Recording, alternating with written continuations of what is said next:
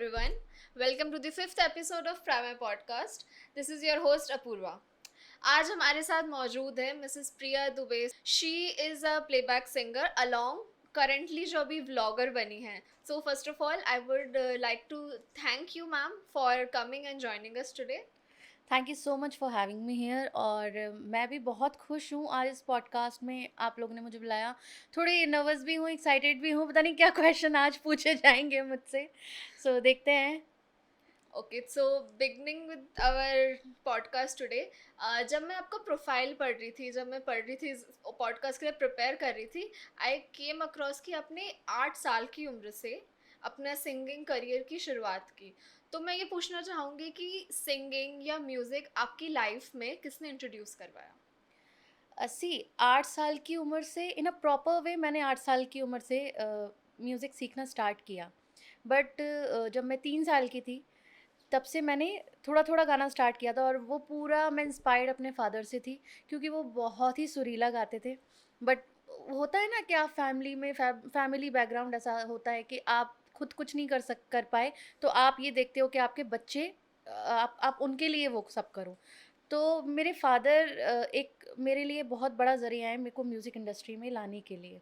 तो उनको ये लगा कि मैं बहुत सुरीला गाती हूँ और मेरी दैट टाइम मेरी ग्रैस्पिंग पावर बहुत अच्छी थी. मतलब मुझे गाने बहुत जल्दी याद हो जाते थे और बिना देखे मैं गा लेती थी. तो उनको लगा कि अगर इसको सिखाया जाए, इसको अगर अच्छी तालीम दी जाए म्यूज़िक की तो ये कुछ अच्छा कर सकती है अपनी लाइफ में. तो फिर उन्होंने थोड़ा थोड़ा करके मैं ऐसी पापा से ही सीखती थी. फिर जब 8 साल की हुई मैं, उसके बाद मैं डॉक्टर नीलिमा शर्मा जी के यहाँ उन्होंने मुझे दाखिल कराया वहाँ पे. मैं सीखने जाती थी म्यूज़िक. तो वहाँ से मेरी जर्नी स्टार्ट हुई म्यूज़िक की. फिर मैम से मैंने गाना सीखा और मैंने प्रॉपरली उनसे क्लासिकल म्यूज़िक नहीं सीखा क्योंकि मुझे क्लासिकल म्यूज़िक में इतना नहीं जाना था. मुझे सीखना था लाइट म्यूज़िक. तो वो गज़ल सिंगर हैं और कथक डांसर भी हैं. ओह, तो दैट्स गुड टू हियर. हाँ, थैंक यू. तो उनसे मैंने लाइट म्यूज़िक सीखा.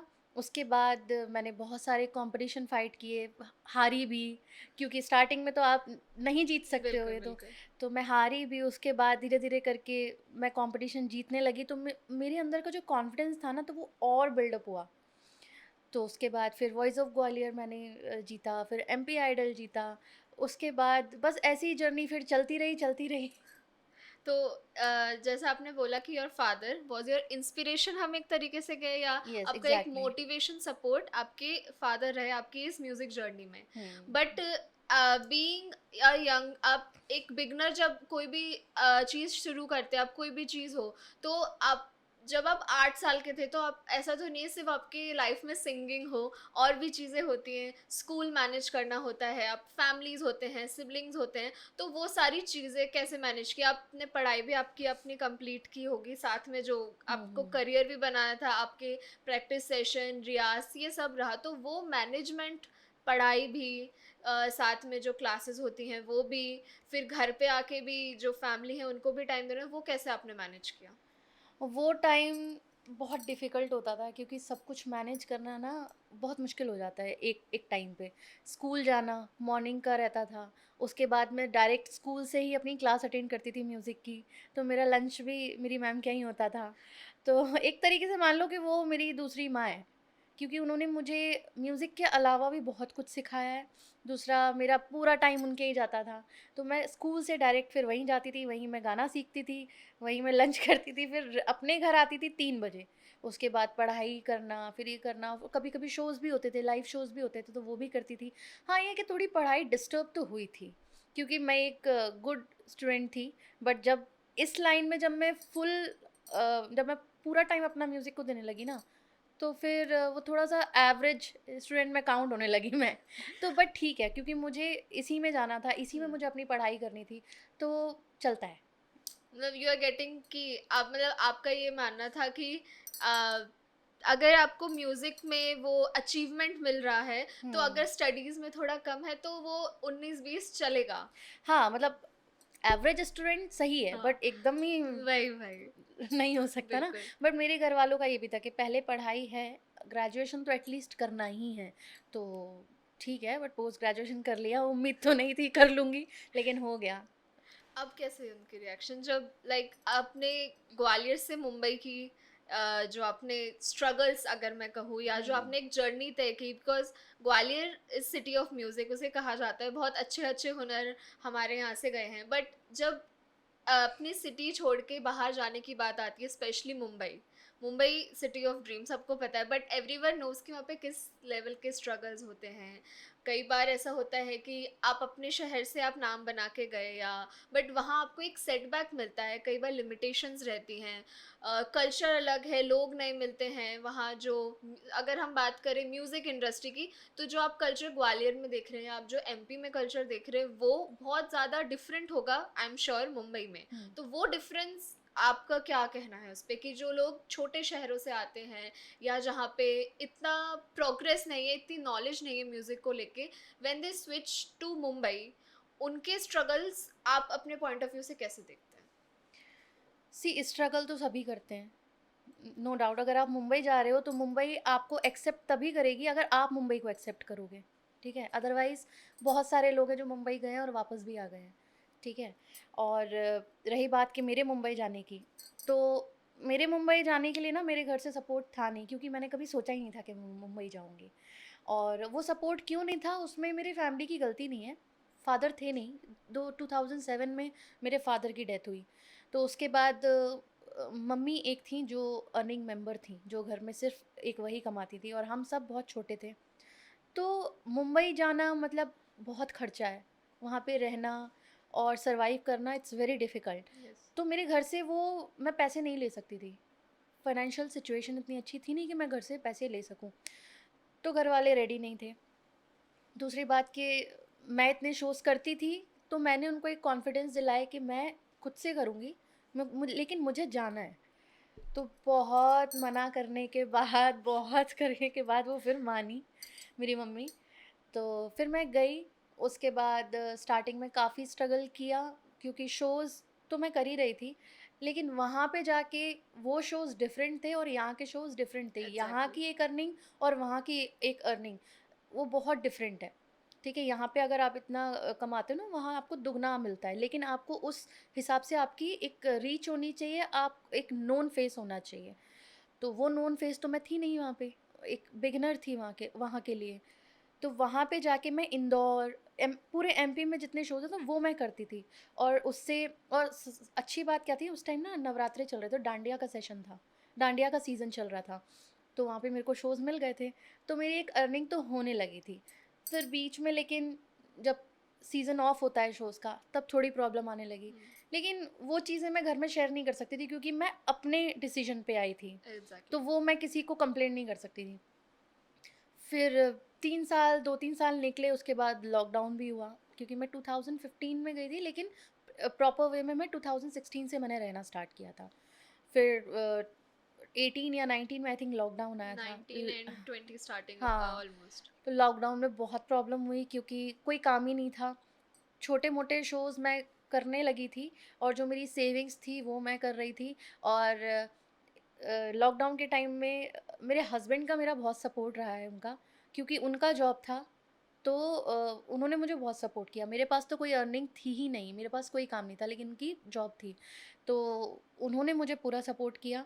अदरवाइज़ बहुत सारे आर्टिस्ट वापस आए, तो वो मेरे साथ नहीं हुआ। मैं वापस तो नहीं आई, लेकिन मैंने वहाँ किया। और आफ्टर लॉकडाउन ना शोज़ बहुत कम भी हो गए, हाँ। क्योंकि ये ना ऑनलाइन का पूरा सब कुछ हो गया, वर्क बिल्कुल। फ्रॉम होम, इवन शोज़ भी आप ऑनलाइन ही कर रहे हो, तो वो बहुत कम हो गए। तो रिकॉर्डिंग्स मैंने स्टार्ट की, लेकिन रिकॉर्डिंग्स में इतनी अर्निंग होती नहीं है जितना आप लाइव शो से कमाते हो ना, रिकॉर्डिंग से नहीं होती है। ये मेरा पर्सनल एक्सपीरियंस है, हो सकता है गलत भी हो सकता है।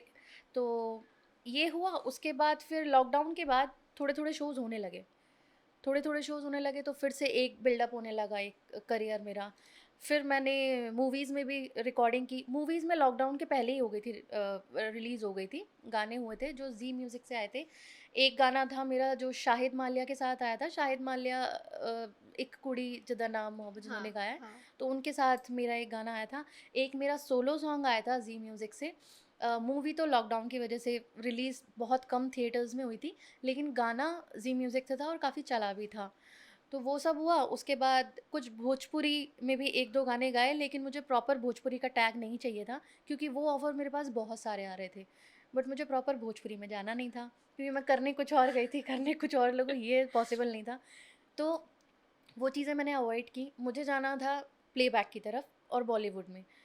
तो मैंने उतना किया, उसके बाद कोरस भी किया, बड़े-बड़े आर्टिस्ट के लिए, कुमार सानू जी, सोनू निगम, इन सब के लिए कोरस भी किया, और एड फ़िल्म्स में भी गाया। जसपिंदर नरूला जी, उनके साथ लाइव शोज़ भी किए एज़ अ कोरस सिंगर। तो ये सब मैंने किया, और यहाँ से मैंने अपना एक अच्छा कॉन्टैक्ट मैंने मुंबई में बना लिया था। लेकिन वही है, उसके बाद शादी हो गई, फिर लंदन चली गई मैं। ओके, तो आपने कॉन्सर्ट्स की बात की, आपने शोज़ की बात की। एमपी में आपने शोज़ करे हैं, बहुत जगह किए हैं। आई हैव ऑल्सो हर्ड कि आपने जज रियलिटी शोज़ में करे हैं। हुँ, तो हुँ। वो एक्सपीरियंस कैसा रहा अपना? कौन से शो में आपने जज किया और कैसा क्या, मतलब एज अ ऑडियंस हम तो बाहर से देखते हैं, you have hmm, experience it, तो वो हुँ। सेट वहाँ, लोग जो जज और आपके साथ थे या कंटेस्टेंट, वो मतलब लाइव परफॉर्मेंस करते हैं, स्क्रिप्टेड चीज़ें होती है, क्या है उसके बारे में कुछ आप बता पाएँ? देखिए, यहाँ पे जो मैंने जजमेंट किया है ना, यहाँ तो स्क्रिप्टेड नहीं होता है, ठीक है? आपको एक, हाँ, कभी-कभी होता है जो आप एंटरटेनमेंट के लिए कुछ तो हाँ। करते ही हो, ठीक है? लेकिन प्रॉपर वो स्क्रिप्टेड नहीं होता है। यहाँ पे मैंने वॉइस ऑफ ग्वालियर जज किया था। मेरे जीतने के बाद मैंने ये जज किया था, ये शो।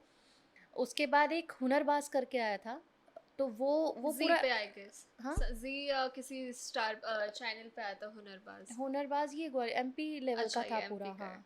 तो उसको मैंने जज किया था, वो 1 महीने का शो था पूरा, वो रियलिटी शो टाइप ही था। हुँ। वो मैंने जज किया था, उसमें तो बहुत मज़ा आया था, क्योंकि उसमें पूरा एंटरटेनमेंट के लिए वो उन्होंने मुझे थोड़ा-सा स्क्रिप्ट दिया था कि कोई कंटेस्टेंट ऐसे करेगा, आपको ये करना है। तो वो मुझे बहुत मज़ा आया, मैंने बहुत एन्जॉय किया था।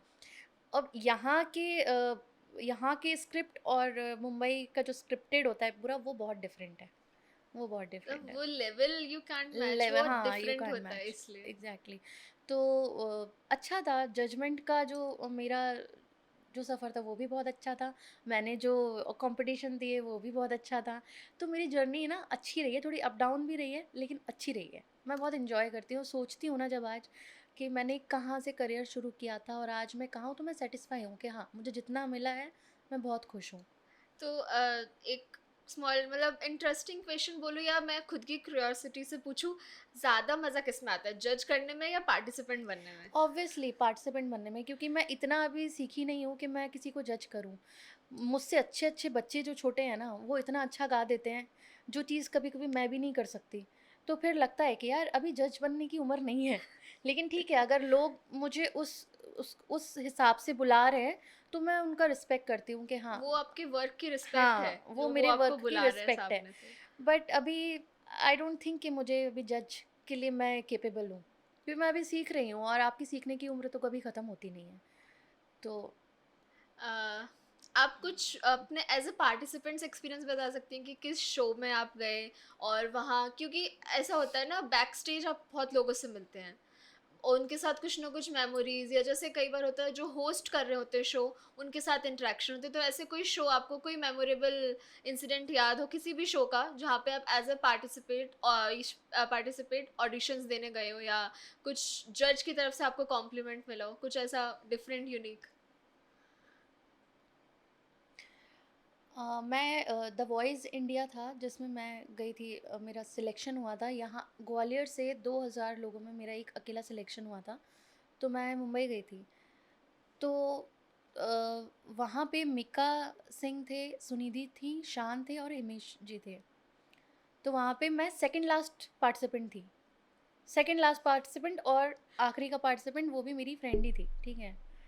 तो वहाँ पे और हुआ ये था कि मैंने उनको पहले बोला था कि मेरे एग्ज़ाम्स हैं, तो आप मुझे ना थोड़ा पहले रख देना, क्योंकि मेरे एमए के एग्ज़ाम, मास्टर्स के एग्ज़ाम्स चल रहे थे और वो डेट पास आने वाली थी, एग्ज़ाम्स उसी डेट में था। तो उन्होंने कहा कि ठीक है, हम पहले रख देंगे। बट पता नहीं क्या हुआ ऐसा कि उन्होंने मुझे सेकंड लास्ट उसमें रखा, और इस चीज़ में सबकी टीम्स फुल भी हो चुकी थी। सबकी टीम में 14-14 पार्टिसिपेंट्स चाहिए थे। सिर्फ मिका की एक टीम थी जिसमें एक पार्टिसिपेंट की कमी थी। तो उनको कैसे पता कि मेरे से जो लास्ट वाली आने वाली है वो अच्छी गाएगी? सीधी सी बात है। बिल्कुल। तो इस बात पे सुनिधि ने बोला था, सुनिधि जी ने, कि मिक्का ने पहले बोला कि आपने अच्छा गाया लेकिन उस लेवल पे नहीं गाया। तो सुनिधि जी ने कहा कि लेवल क्या होता है? अगर उन्होंने अच्छा गाया तो फिर आपने उनको क्यों क्यों आउट किया? तो इस बात पे थोड़ी इनकी डिबेट हुई थी। अब आई डोंट नो कि वो स्क्रिप्टेड था, क्या था? बट ये एक एक्सपीरियंस था, लेकिन वो जो 1 महीने में मैं वहाँ रही थी, तो वहाँ पे बहुत मस्ती की थी क्रू के साथ। और ये एक टीम भी हो जाती है, टीम हाँ, बॉन्ड हो जाता है कि बिल्कुल। आप जीतो या ना जीतो, लेकिन आप कॉन्टैक्ट में हो सबसे। हुँ, आज भी आप सचेत परंपरा देख लो, पवनदीप देख लो, ये सब हमारे साथ के थे। ओह! ठीक है? तो ये हम लोग उस टाइम, और Pawandeep Rajan I think winner था द वॉइस इंडिया का। यस। हाँ, तो वो एक बॉन्ड होता है। तो मैं ना कभी इसके लिए नहीं जाती कि मुझे जीतना है या हारना है, ऐसा कुछ नहीं है। मैं गई और मैंने वहाँ पे एक अच्छा कॉन्टैक्ट बनाया, अच्छे रिलेशन बनाए मैंने, वो अच्छा लगता है। उस रिलेशन की वजह से मुझे आज भी काम मिल रहा है, क्योंकि बहुत सारे लोग हैं जो स्टूडियो वर्क कर रहे हैं, अपना खुद का एग्ज़ैक्टली। स्टूडियो खोल के बैठे हुए हैं, होम सेटअप करके बैठे हुए हैं, तो अच्छा लगता है।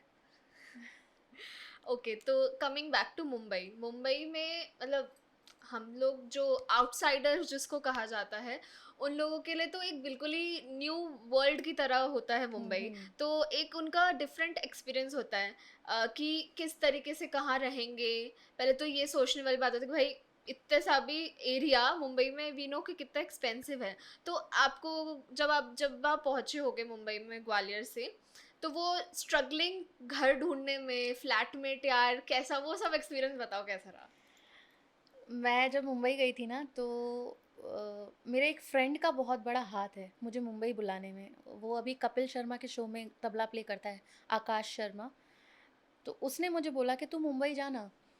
तो मेरी एक फ्रेंड है, उसने बोला मेरी एक फ्रेंड है सुचित्रा, तो तू जा, और है ना उसको भी आना है, वो दिल्ली से आएगी, तो तुम लोग शेयरिंग करके रह लेना। तो मैंने कहा ठीक है, कितना होगा शेयरिंग में? तो उसने कहा कि थाने थाने एक जगह है हाँ। मुंबई में, वहाँ पे आई थिंक 7,500 रुपये रेंट था उस टाइम, और बहुत बड़ा घर था, 2 BHK था वो। तो हम लोग वहाँ रहे, तो मुझे लगा यार ये तो स्ट्रगल है ही नहीं, ये तो इतना बड़े घर में हम रह रहे हैं, ये क्या स्ट्रगल है। फिर हमने 1 हफ्ते बाद अब वहाँ रहे, वहाँ को हमने जाना कि हम किस जगह रहते हैं, लेकिन मुझे ये नहीं पता था कि काम सारा दूर होता है। हुँ। फिर हम दोनों ही स्ट्रगल करने लगे, मैं और मेरी फ्रेंड। हम दोनों बस से ट्रैवल करते थे, बस से ट्रैवल करते थे, तो हमको जाने में 1 घंटा लगता था, आने में 1 घंटा लगता था। इतना फेडअप हो गए थे ना हम, यार हम कहाँ रहते हैं, हम कहाँ जाते हैं, सुबह जाते हैं रात को आते हैं। उसके बाद फिर हमने घर देखना स्टार्ट किया। घर देखना स्टार्ट किया तो हमारी जो ओनर थी, वो भी अलग ही थी। उन्होंने हमको एक टाइम दे दिया कि आपको खाली करना है, और मैं थी भी नहीं मुंबई में उस टाइम, मेरी रूममेट थी। उन्होंने हमारा सामान भी बाहर निकाल के रख दिया, और मैं थी नहीं। मैं जब पहुंची हूँ मुंबई तो मेरा सामान बाहर था। तो वो एक स्ट्रगल था, वो बहुत बड़ा पार्ट था मेरी लाइफ में, जो मैं आज भी याद करती हूँ, और मैंने मम्मी को भी नहीं बताया था ये चीज़। शायद आज भी उनको पता नहीं है ये, अब पता चल जाएगा। अब पता चल जाएगा। तो वो हुआ। उसके बाद लिटरली हम लोग जब कैब में जा रहे हैं सामान लेके, तो मैं रो रही हूँ। मेरी फ्रेंड बोल रही है यार मत रो, उसको भी बुरा लग रहा है, वो कह रही मत रो यार, ये तो ठीक है, अब स्ट्रगल है, हम लोग आए हैं अपनी मर्ज़ी से आए हैं। मैं कहा ठीक है। और हमने जब घर देखा तो हमको घर घर मिलने में भी हमको 15 दिन लगा। तो हम कहीं अपने इस दोस्त के यहाँ रहे, कहीं ऐसे रहे, सामान उसके यहाँ शिफ्ट किया, फिर यहाँ रहे। तो हमने वो 15 दिन वहाँ पे हमारा बहुत गया। फिर जब हमने मलाड मलाड में जब मैंने घर देखा, तो इतने छोटे घर तो मैंने कभी नहीं देखे थे, क्योंकि हम यहाँ रहे हैं इतने बड़े बड़े घरों में। तो वहाँ जब रूम मैंने देखा कि वो रूम का रेंट था 8,500 रुपये, जो कि मेरे लिए बहुत बड़ी बात थी। 8,500 रुपये रूम घुसते ही ना ख़त्म हो जाता था।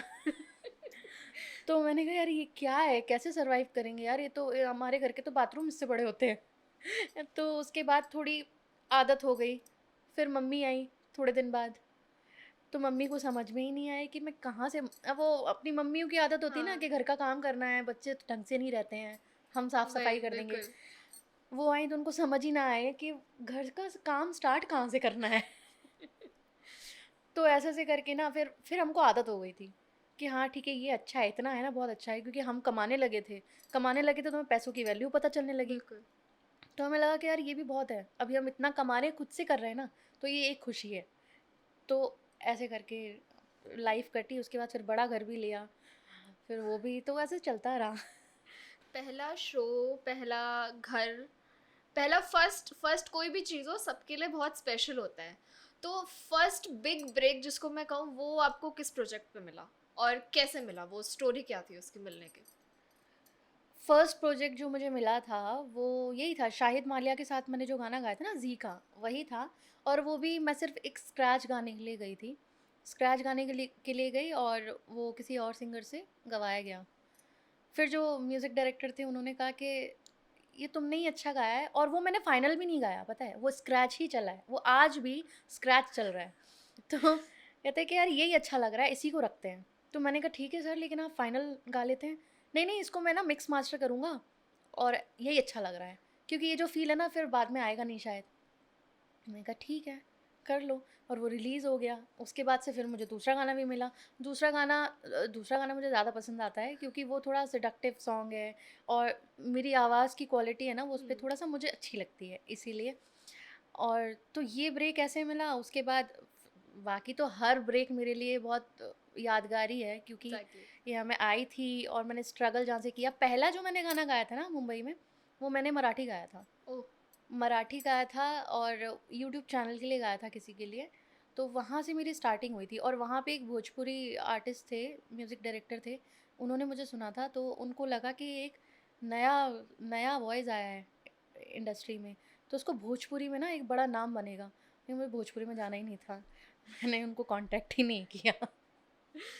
ओके, तो मैंने ये भी सुना है कि जो टीवी सीरियल आया था कलर्स पे मोल की, हुँ। उसका टाइटल ट्रैक भी आपने गाया है। हाँ। वो कैसे मिला, मतलब from playback singer, from giving your musics to your voice to movies and all, TV serial पे कैसे वो शिफ्ट कैसे आया कि टाइटल ट्रैक, वो भी it was a good show I guess, Colors पे हाँ, अच्छा अच्छा चला था। था, हिट था जिस टाइम पे वो था, हुँ। तो वो कैसे मिला आपको? अ, उसके लिए मेरे पास कॉल आया था, स्टूडियो में जो काम करते हैं ना उनका आया था। तो उन्होंने कहा कि एक ट्रैक है, वो करना है। तो मुझे लगा नॉर्मल एक स्क्रैच होगा या फिर कोरस का होगा, जो हम लोग जो टीवी सीरियल्स में जो पीछे बैकग्राउंड में हम्म। वॉइस चलती है ना, यस। उसके लिए होगा। तो मैं गई, मैंने कहा, बोलते ये वाला ट्रैक है और आपको ही गाना है ये। तो मैंने कहा अच्छा। अब मैं तो मेंटली प्रिपेयर ही नहीं थी कि मुझे गाना है, और ये बालाजी का है, एकता कपूर का सीरियल है। तो मेरे तो एक्सपेक्टेशन और हाई हो गया था कि यार अब तो अच्छा गाना पड़ेगा। और जब आप ऐसा सोचते हो ना कि एक्सपेक्टेशन ज़्यादा हो जाती है ना, तो फिर बहुत गड़बड़ होती है। ये मैंने बहुत बार नोटिस किया है। तो गाना सुनाया गया, तो गाने में फ़ील अलग था, और सैड सॉन्ग था थोड़ा। क्या गाना था? थोड़ा अ, सा अगर हो जाए, याद हो आपको तो। मैं ऐसे कैसे सुनाऊँ, मैं भूल भी गई ना। कोई बात नहीं। रिश्ते नाते आ ना ना ना ना ना ना ना ना, मूल की मैं मूल की, रस्म कुछ ऐसे निभाए जाते हैं यहाँ। बस इस टाइप का सॉन्ग हाँ। था वो।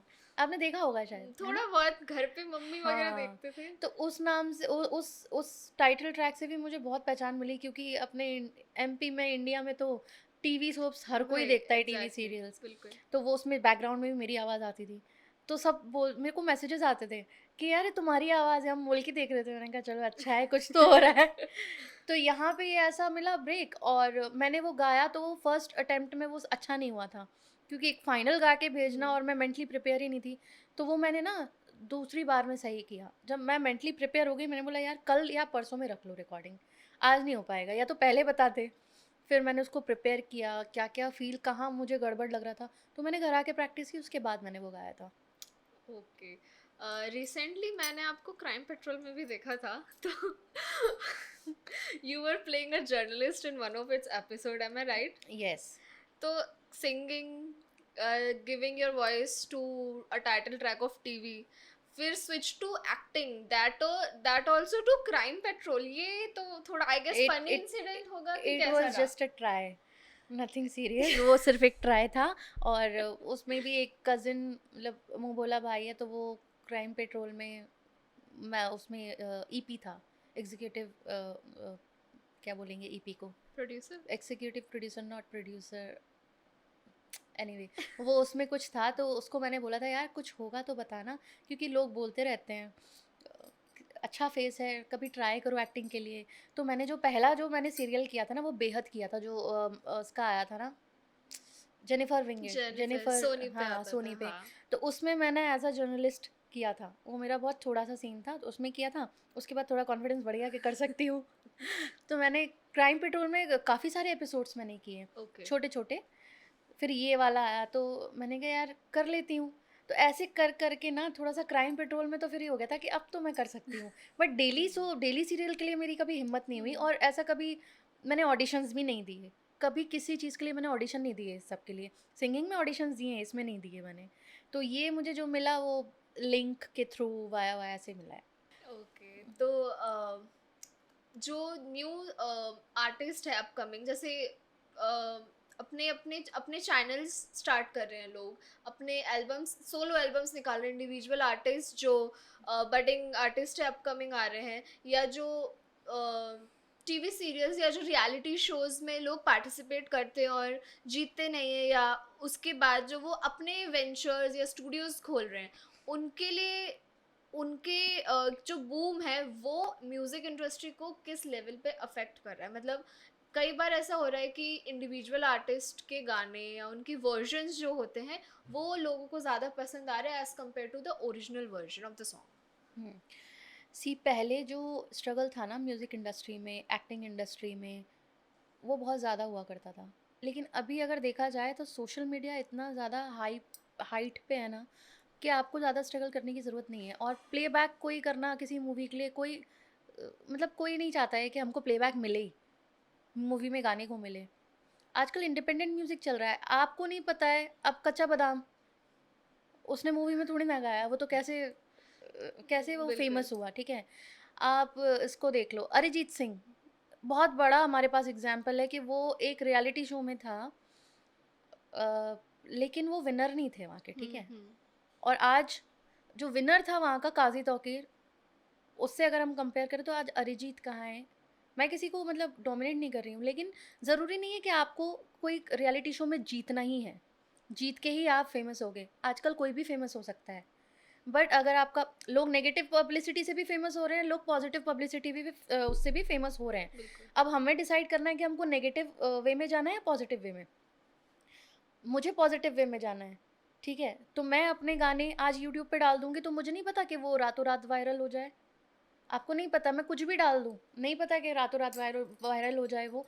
क्योंकि अभी यूट्यूब, इंस्टाग्राम, सोशल मीडिया, अभी सबसे बेस्ट चीज़ यही चल रही है। और लोग इतना कमा रहे हैं ना यूट्यूब से कि आपने मूवी में प्लेबैक करके इतना नहीं कमाया होगा जितना यूट्यूब से लोग कमा रहे बिल्कुल हैं। करेक्ट। तो यही है। ओके, तो ये तो रही आपकी सिंगिंग एक्टिंग की बात। अब you have become a blogger also, तो वो Gwalior to Mumbai to London, वो सफ़र बताओ ब्लॉगिंग का कैसा, जो you are doing it pretty well. आपके मैंने देखे यूट्यूब पे अच्छे सब्सक्राइबर्स हैं, people are liking your content. Blogging experience कैसा है, वो भी लंदन में? पहले तो लंदन एक्सपीरियंस बताओ कैसा रहा मुंबई से।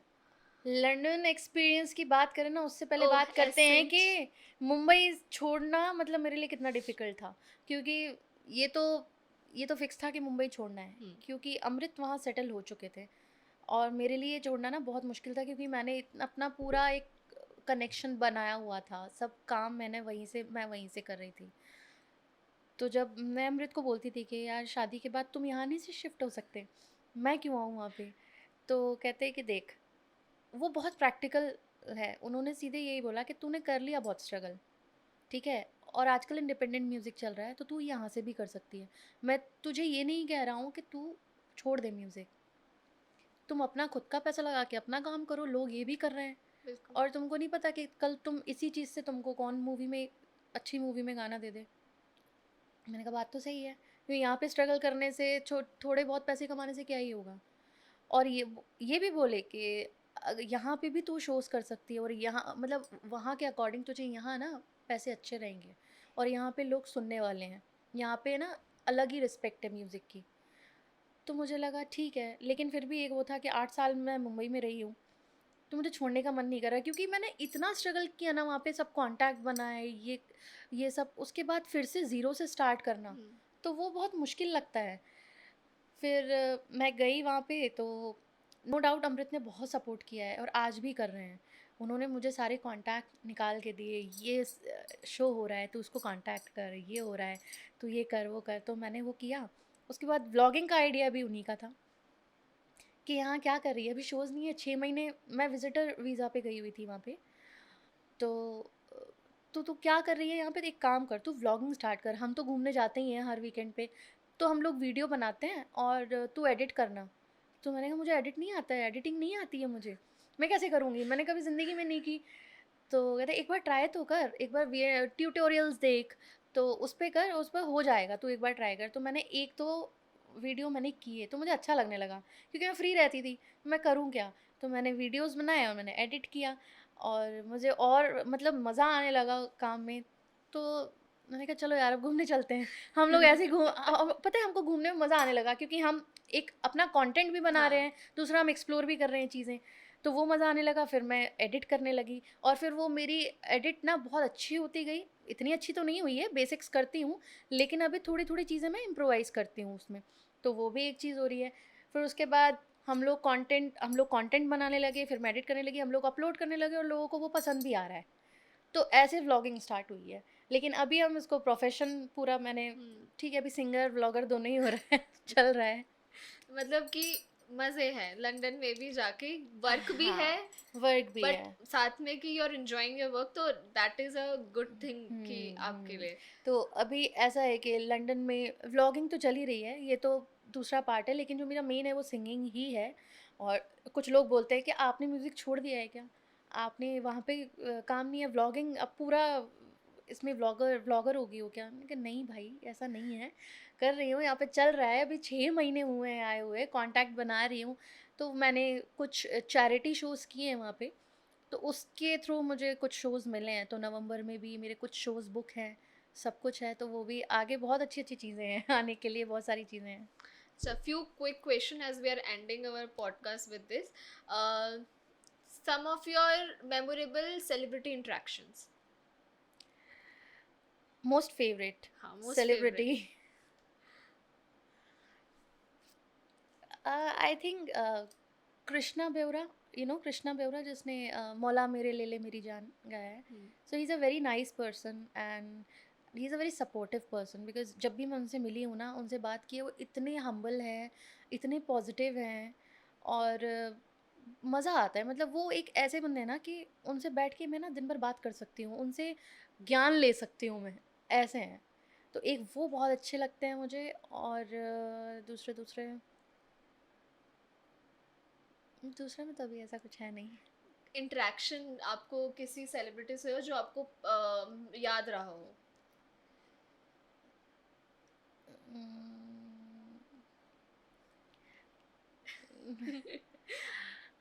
जसपिंदर जी हैं, जसपिंदर नरूला जी।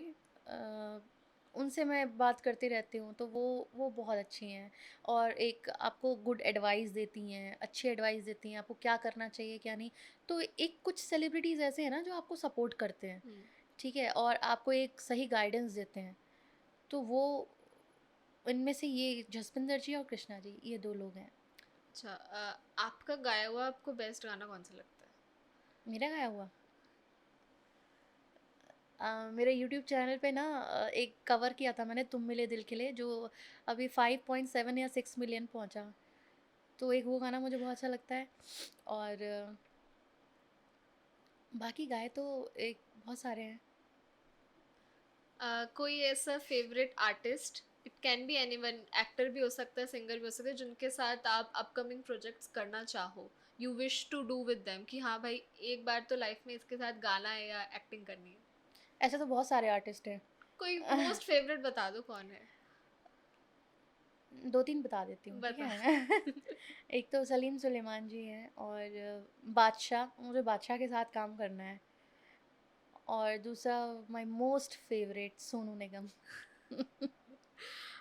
Few tips for the upcoming playback singers, those who are just started their career.